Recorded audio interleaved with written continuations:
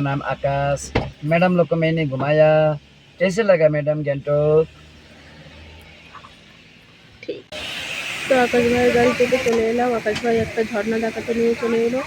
এই ঝর্ণা দেখুন, ঝর্ণার অপূর্ব শোভা। একটু বৃষ্টি হচ্ছিল বলে আমরা একটু দূরে দাঁড়িয়েছিলাম।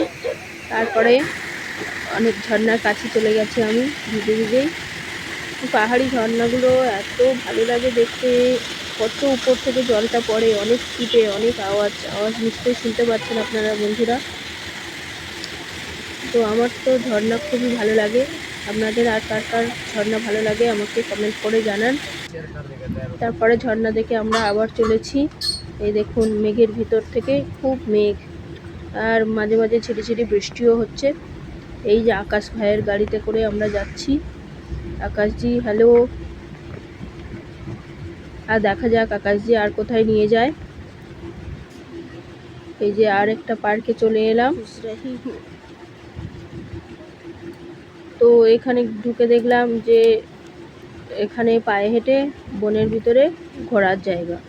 তো তার জন্য আবার টিকিট কাটতে হবে 30 টাকা করে মাথা পিছু। তা আমরা ডিসাইড করলাম, আমরা এর আগের দিন প্রচুর ঘুরেছি পায়ে হেঁটে, প্রাকৃতিক দৃশ্য দেখতে, পাহাড়ে জঙ্গলের ভিতর দিয়ে রাস্তায় নিজেরাই ঘুরেছি। তো এখানে টিকিট কেটে কেন ঘুরতে যাব। তো সামনেটুকু একটু ফটো তোলাতুলি করে নিলাম, নিয়ে আমরা ডিসাইড করলাম বেরিয়ে যাব। ওখানে আর টিকিট কেটে ঢুকবো না। একই তো পাহাড়ি গাছপালা ফুল দেখাবে, এর ভিতরে টিকিট কেটে ঢোকার কী দরকার আছে। তারপরে আকাশজি নিয়ে আসলেন আরেকটা, এই সেই গ্যাংটকে গণেশ মন্দির। তো চলে এলাম আমরা গণেশ মন্দিরে, ঘন্টি বাজিয়ে প্রবেশ করলাম। সিঁড়ি দিয়ে উঠছি, ওই যে মাঝখানটায় জুতো রাখার জায়গা আছে, একটা ঘর, সেখানে র্যাকের মধ্যে জুতো রেখে আমরা চলে এলাম ঘুরতে। এই গণেশ মন্দিরের পিছনে একটা বারান্দা, তার মধ্যে ভোলা মহেশ্বর আছেন। তারপরে ওখানে দেখলেন কত লোক তাদের মনস্কামনা পূর্ণর জন্যে পূর্ণি বেজে রেখেছে। আর আমরা এই ব্যালকনি থেকে কত সুন্দর ভিউ দেখুন। এই গণেশ মন্দিরের উপরের ব্যালকনি থেকে দারুণ দেখা যায় নিচের শহর।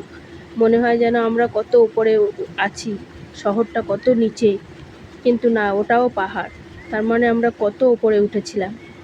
আর এইখানের ভিউ মুহূর্তে মুহূর্তে পাল্টাচ্ছে, কখনো অন্ধকার হয়ে যাচ্ছে মেঘে, কখনো পরিষ্কার হয়ে যাচ্ছে, এক অপূর্ব দৃশ্য।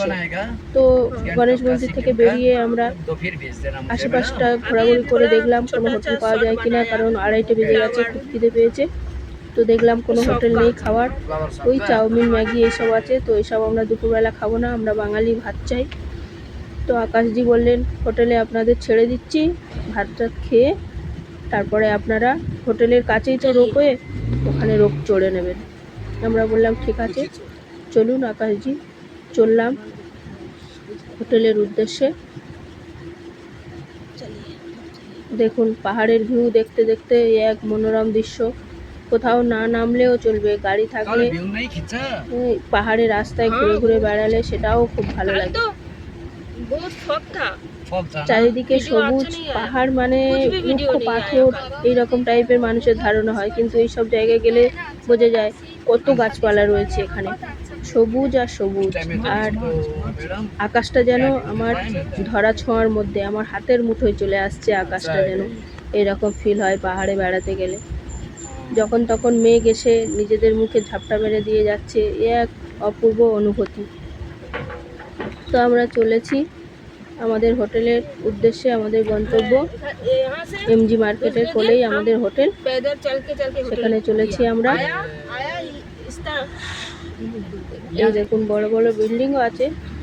তো এসে গেলাম একটা রেস্টুরেন্টে, বসলাম, মিক্সড ফ্রাইড রাইস নিয়েছি, চিকেন আছে, এই দেখুন চিকেন, আর কিছু সবজি দিয়েছে, ফ্রাইড রাইস আর চিলি চিকেন নিয়েছি আমরা দুজনে, আমি আর আমার মেয়ে, আর আমার হাজব্যান্ডের জন্য ফিশ থালি অর্ডার করা হয়েছে। তো চলুন খাওয়া দাওয়া করে নিই, খুব খিদে পেয়ে গেছে।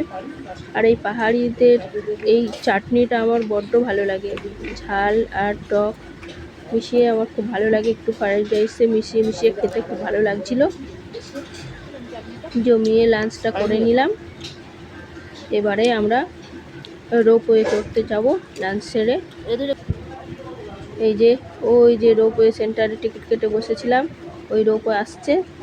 রোপওয়ে এখানে আবার রোপ দাঁড়ায় না, ওই দিক থেকে এই রোপটা ছেড়েছে, ওই দিক থেকে লোক নিয়ে এখানে এসে আর দাঁড়াবে না, আবার চলে যাবে, লোক নামাবে না। আর আমরা যে রোপটায় যাব ওই পাশে আছে, আসবে সে